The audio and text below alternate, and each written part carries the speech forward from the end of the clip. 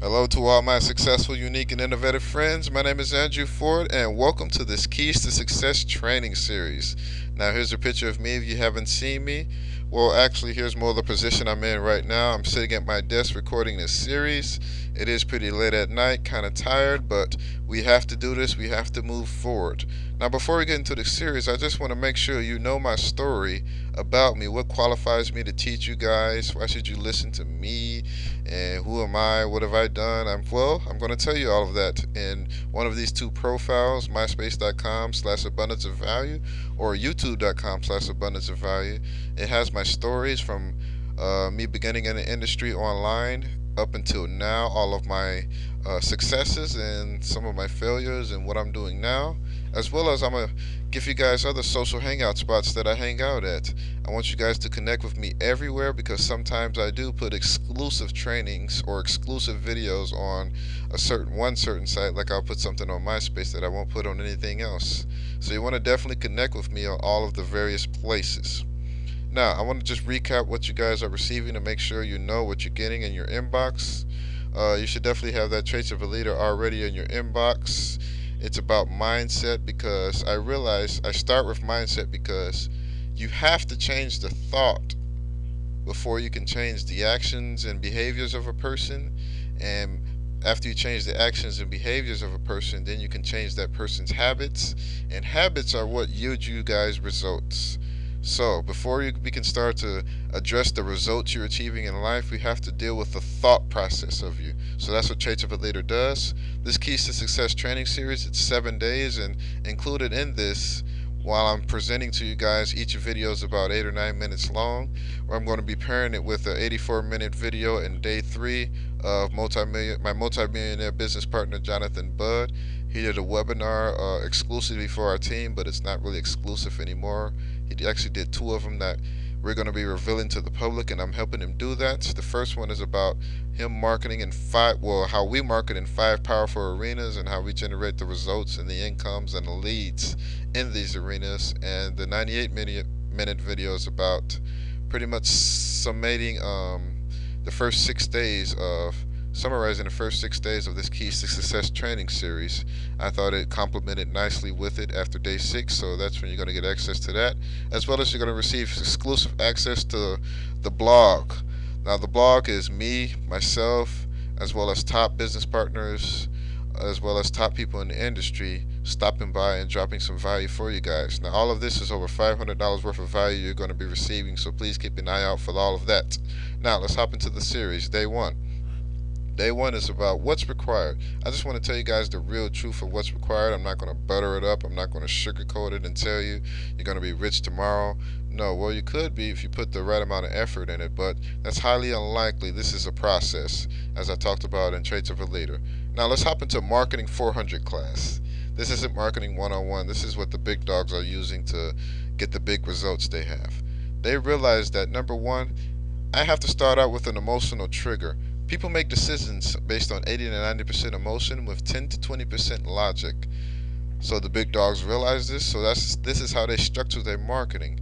They realize in order to get people in the door, we have to get them to make that decision to step into the door. So we have to appeal to their decision-making formula, which is this mix right here. So this is how they initially come into contact with people, with their ads, with their profiles. They structure it like this. And then once the people come in, they realize that they have to give the people what they're yearning for, and what that is teachings and being empowered to move toward their goals and towards their dreams.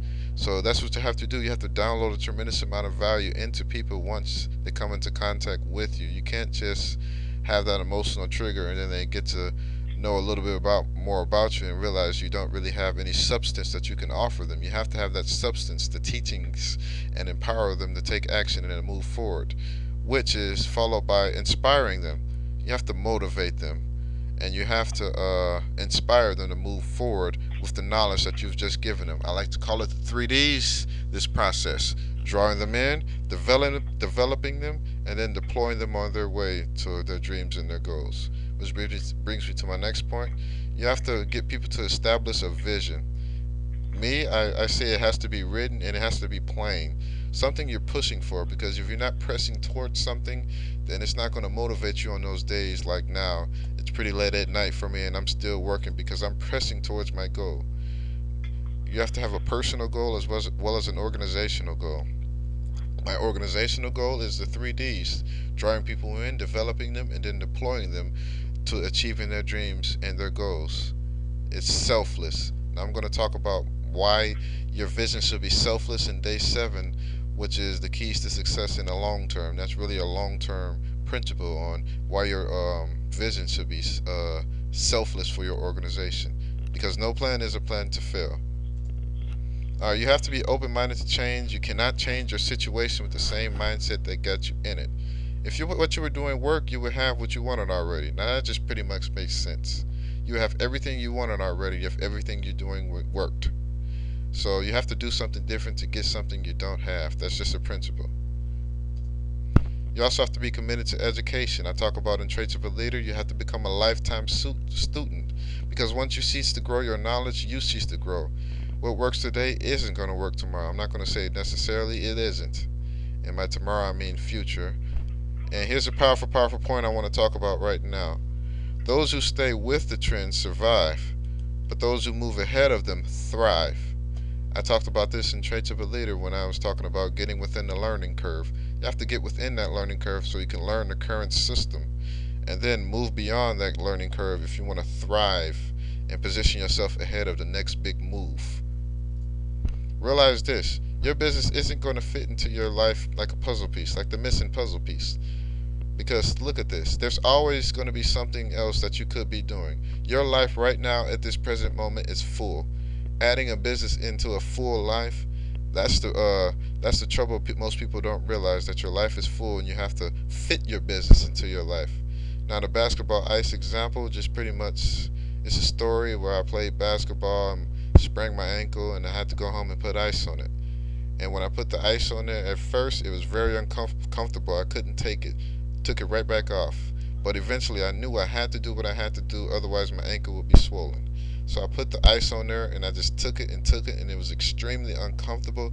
But eventually I didn't realize that the ice was on there anymore because my ankle was numb.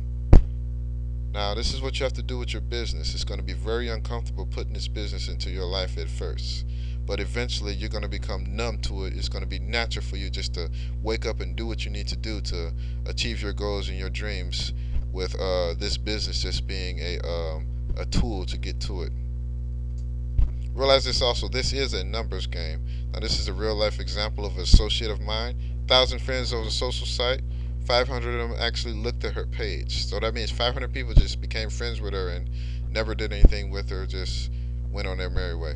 100 of them, those 500 that actually looked at her page, inquired for more information. Now, those 100 didn't become business partners, they just inquired for more information.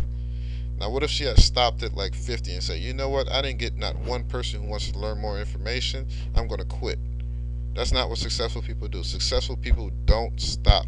They try something, they try it till it just falls apart, and then they say it doesn't work. They constantly and consistently pursue their dreams and their goals, and that's what you have to do if you want to make them and you want to achieve them. Now that's all for today, folks. It's just a little background on just outlining what I talked about today, writing the vision, making it plain, make it tangible, place it all in your house, in your car, so you're constantly reading it and downloading it and putting it in your mind. You have to be open-minded to change, and that involves becoming a lifetime student so you can learn what's working for this current time. You must fit your business into your life because your life is already full. It's not a missing piece in your life. You have to fit it in there. And this is all a numbers game. Just don't stop and don't quit. Alright, tomorrow we're going to be talking about why online, and I'm going to just outline the $1 million strategy. What are all the heavy hitters, the strategy they're using online just to separate themselves from the rest of the crowd. See you guys tomorrow.